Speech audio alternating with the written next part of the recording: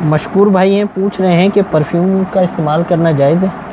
اب پرفیوم دیکھیں، اگر پرفیوم سے مراد آپ کا الکوہلک پرفیوم ہے تو اس میں علماء کا اختلاف ہے۔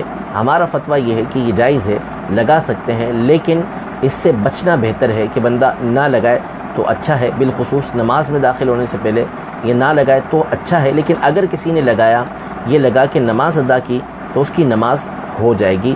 باقی خوشبو لگانا، اگر پرفیوم سے مراد الکوہلک پرفیوم نہیں ہے تو اس میں سرے سے کوئی حرج نہیں، بلکہ نبی کریم صلی اللہ تعالیٰ علیہ وآلہ وسلم خوشبو کو پسند کیا کرتے تھے۔ آپ علیہ الصلوۃ والسلام خوشبو لگایا کرتے تھے، اگرچہ کہ آپ علیہ الصلوۃ والسلام خود ایسے خوشبودار تھے کہ کائنات کی کوئی خوشبو آپ کی خوشبو کا مقابلہ نہیں کر سکتی، لیکن آپ علیہ الصلوۃ والسلام خوشبو میں زیادتی کے لیے اور آپ کی امت خوشبو کا استعمال کرے، اس لیے حضور علیہ الصلوۃ والسلام یہ خوشبو استعمال کیا کرتے تھے۔